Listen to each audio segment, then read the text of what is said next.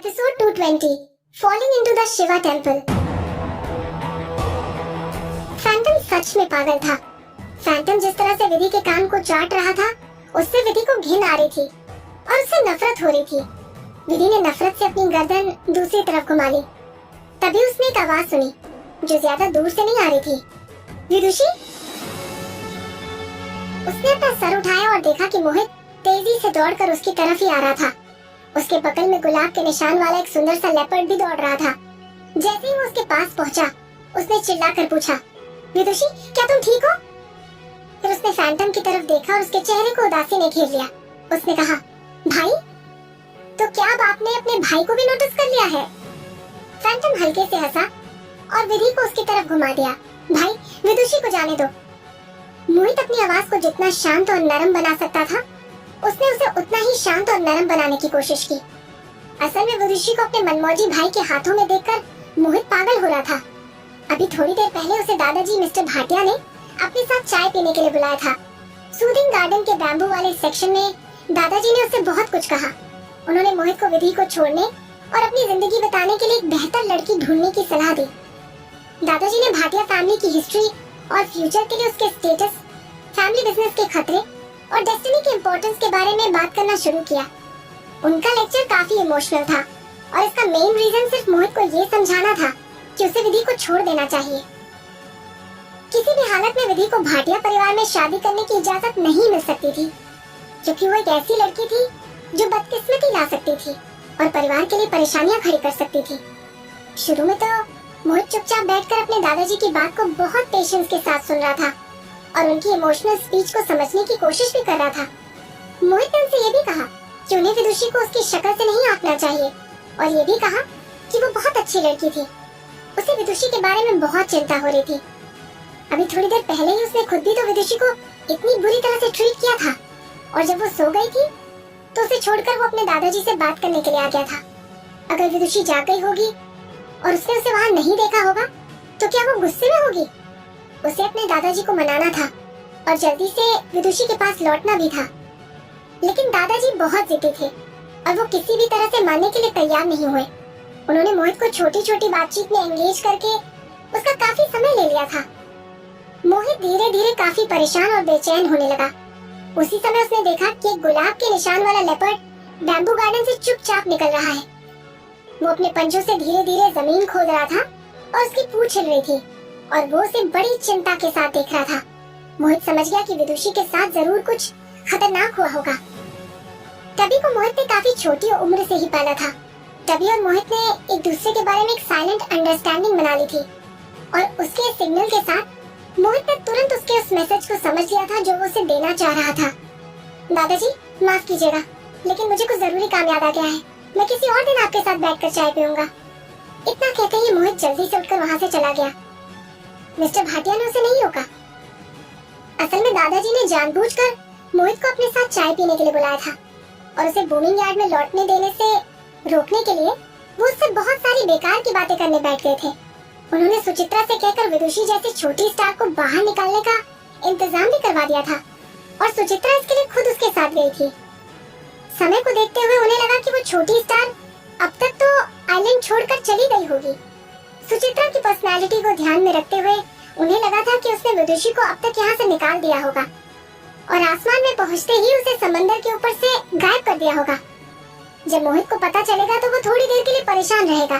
उसके बाद वो एक नई गर्लफ्रेंड से मिलेगा और एक सही लड़की से शादी कर लेगा।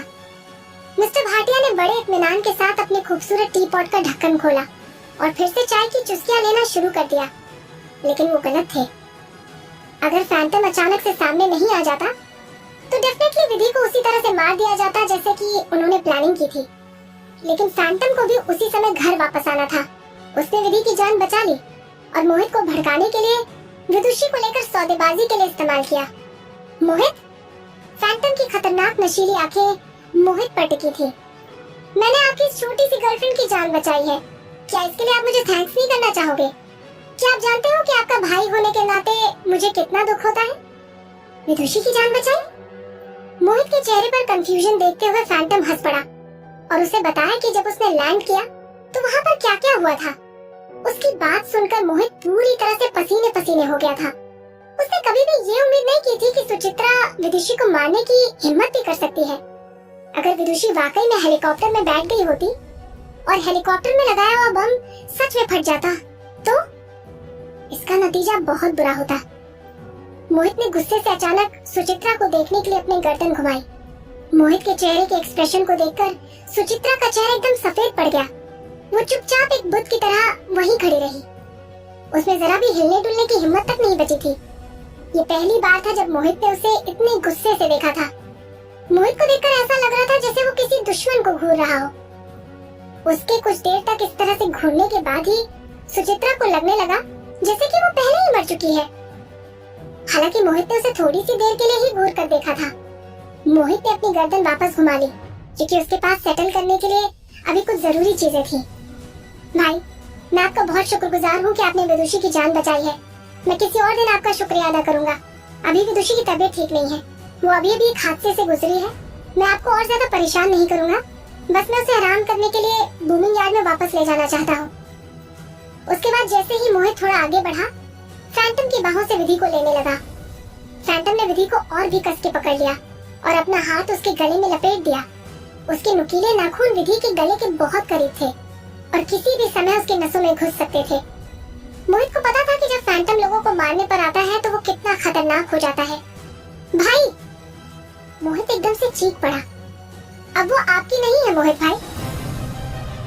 जब फैंटम ने मोहित को अपना गुस्सा और अपनी चिंता को दबाने की कोशिश करते हुए देखा, तब वो बुरी तरह से ठहाका मार के हंसने लगा। उसने बड़ी हिम्मत के साथ विधि के कान को फिर से चाटना शुरू कर दिया और कहा, आपकी विदुषी तो पहले ही किसी के हाथों मारी जा चुकी है। वो तो समंदर के ऊपर एक बम विस्फोट में मर चुकी है। इस लड़की को तो मैंने बचाया है, इसलिए इसकी जिंदगी अब सिर्फ मेरे लिए है। उसने विधि की गर्दन को अपनी पतली उंगलियों से सहलाया। लिटिल ब्यूटी, तुम्हारी जिंदगी अब मेरी है। उसने विदुषी को अपनी तरफ वापस खींच लिया और अपने आदमियों के प्रोटेक्शन में हेलीपैड से निकलकर वापस अपनी गुफा की तरफ चला गया। मोहित भी उनका पीछा करता रहा, लेकिन उसे इस बात का डर लगा हुआ था कि वो विदुषी को नुकसान पहुंचा सकते हैं। धानी के डैडी और समर के चाचा सहित और भी कई लोग वहां जमा हो गए थे, लेकिन वो चुपचाप फैंटम को विधि को घसीट कर ले जाते हुए देखते रहे। उनमें से किसी ने भी उसे बचाने की कोशिश करने की जहमत नहीं उठाई। वो लड़की वाकई में बहुत कमजोर थी। वो मोहित की गर्लफ्रेंड कहलाने के लायक थी ही नहीं। मोहित का स्टाफ होने के नाते वो लोग भी नहीं चाहते थे कि मोहित एक ऐसी लड़की के साथ रहे। अगर वो कमजोर लड़की घर की मालकिन बन जाती, तब मोहित को उससे कोई मदद भी नहीं मिलती, बल्कि वो उसे अपने साथ साथ और भी नीचे गिरा सकती थी।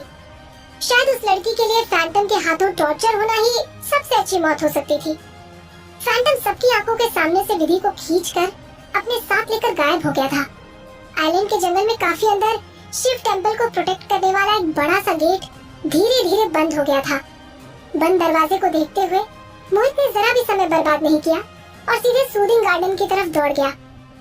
अब उसके पास अपने लोगों को ब्लेम करने का समय नहीं था और न ही फ्रस्ट्रेट होकर दुखी महसूस करने का समय था। विदुषी की जिंदगी अब फैंटम के हाथों में थी और वो बहुत खतरे में फंस गई थी। मोहित ने सोचने की हिम्मत भी नहीं कर सकता था कि अगर विदुषी के साथ भी स्वाति के जैसा इंसिडेंट हो गया तो वो क्या करेगा। सूदिंग गार्डन में दादाजी बड़े आराम से अपनी चाय की चुस्कियां ले रहे थे। मोहित सीधे अंदर घुस गया और अपने दादाजी के सामने हाथ जोड़कर अपने घुटने टेक दिए। दादाजी, मैंने अपनी जिंदगी में पहले कभी आपसे कुछ नहीं मांगा। बस एक बार मैं आपसे विदुषी की जान बचाने के लिए भीख मांगता हूँ। मैं आपसे उसके स्टेटस को एक्सेप्ट करने के लिए विनती करता हूँ। नो किलिंग फैमिली मेंबर्स वाला रूल तभी अप्लाई हो सकता था जब दादाजी विदुषी के स्टेटस को एक्सेप्ट कर लेते। फिर फैंटम को फैमिली रूल्स की वजह से उसे वापस भेजने के लिए मजबूर किया जा सकता था। मिस्टर भाटिया को पहले ही सारी न्यूज मिल चुकी थी और वो जानते थे कि हैंगर में क्या क्या हुआ था। उन्होंने अपनी पलकों को थोड़ा ऊपर उठाया और शांति से कहा, मोहित, मैंने तुम्हें पहले ही सलाह दी थी कि तुम उसे छोड़ दो। मैं जो देख रहा हूँ उसके हिसाब से सबसे ज्यादा बुरा एंड उसकी मौत नहीं, बल्कि उसका तुम्हारे साथ होना है।